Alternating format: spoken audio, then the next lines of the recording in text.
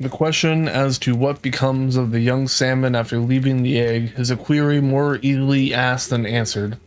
There are no snug breeding ponds, no cozy little aquariums or water nurseries where the baby salmon may be watched and carefully tended until honored with a badge. It is set away to travel through pelagic meadows, deep sea forests, and ocean gardens, where, growing rapidly bigger if not wiser, it returns to tell how long it has been away and how rapidly it has grown. Assistance such as this falls not to the lot of the hunter naturalist, who with prying eyes peers, searches, and grubs about on the bank and into the depths of the lakes and mountain torrents in this far western wilderness. Had he the eyes of Argus, he could only register a few hasty observations and generalize on their value. He has no opportunities for investigation such as they have, who at home can watch the egg in their very parlors gradually shaping itself into the quaint little salmon. See it come from out the egg case with its haversack of provender, wonderfully provided to supply its wants, until able to live by its own teeth and industry, track its growth and habits through its useful days, then, marking it with a leaden meal, send it off to the sea, to welcome it back after its wanderings a fully grown salmon. It may be that creative wisdom has implanted the same instinct in the northwestern salmon, prompting it to obey similar laws, and follow the same routine as to the exodus seaward, and return to the fresh water as directed on our native streams. My own impression is that the fish spawned in midsummer or autumn remain up in the lakes and deep in still river pools until the following summer freshets, when they take their departure for the sea as the fresh-run salmon come. I think so, because in the Sunmass and Chilliwack River, the length already spoken of, along the banks of the Fraser, and in the Osceolas lakes and tributaries to the Columbia River, I have in September and October observed large shoals of what I believe to be young salmon that disappear when the snow begins to melt during June and July in the following summer. I suspect the first flood carries them down and out to the sea, but after all, this is but surmise, and of little practical value.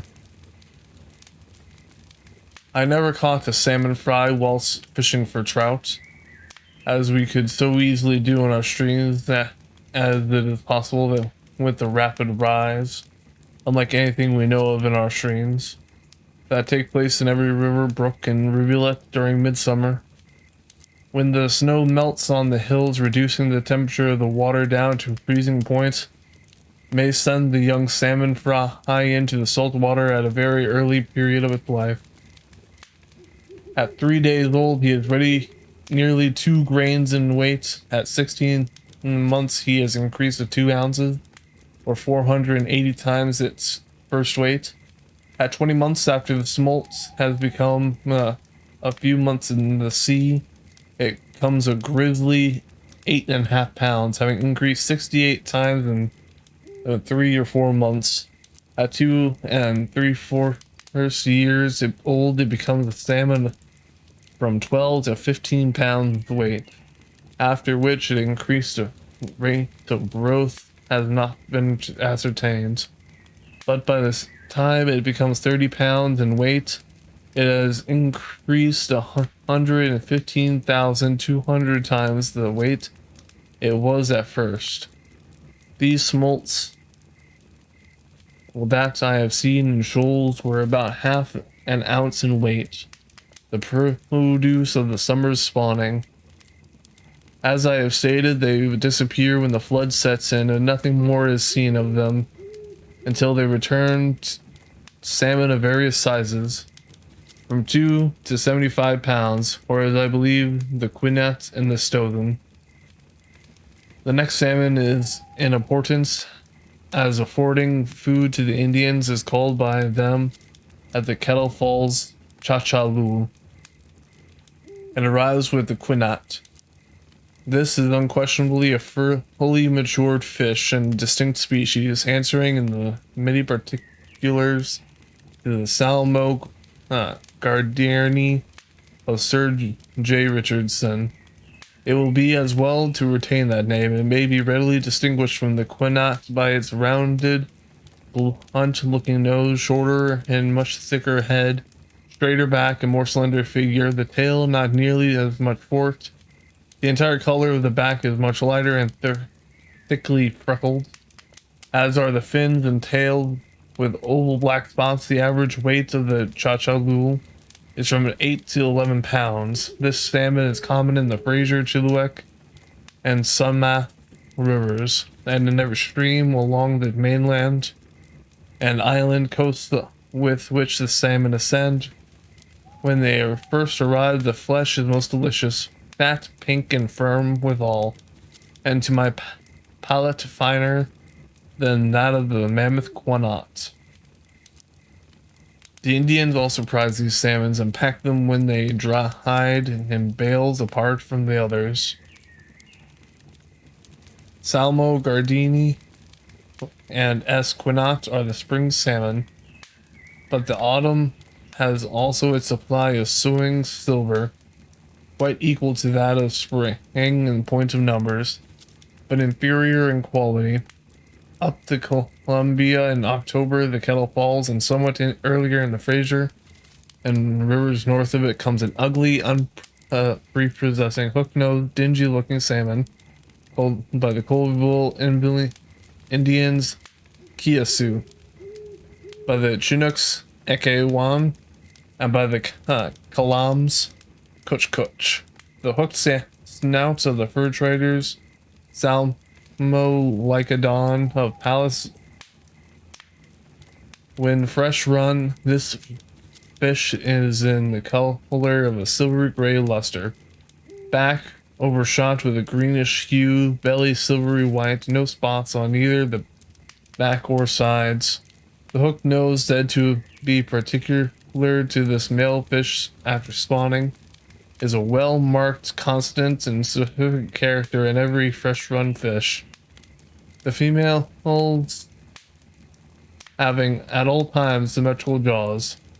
I found that from carefully observing great numbers of these fresh-run males that the hooked state of the snout differs very materially in fish arriving at the same period.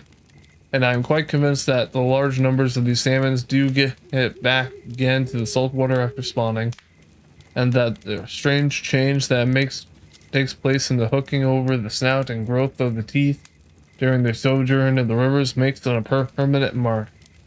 And the vast difference observable in the males at the time of arrival is simply attributable to the fact that those having the large fang-like teeth have tremendously crooked snouts, are such as have been up in the rivers perhaps the year before, or it may be long prior to that period.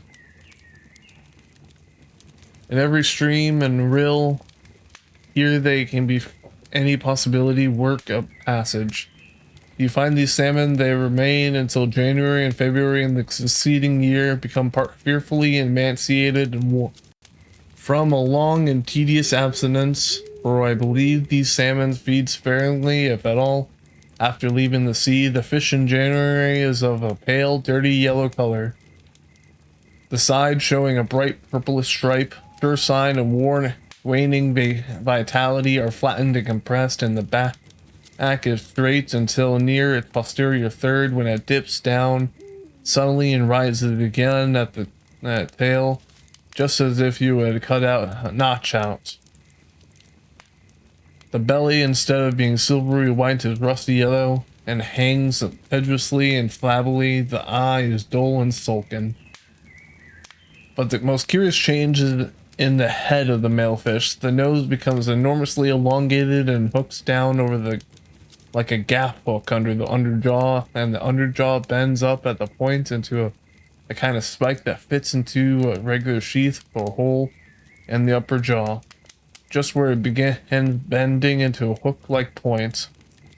The teeth have become regular fangs sticking out round the jaws at regular distances and having a yellow bone-like appearance. I have often seen the teeth more than half an inch in length. It is quite clear that these teeth grow during the time the fish remain in fresh water. No shrinking of the gums could account for such a length of tooth, and their use, I believe, is for fighting.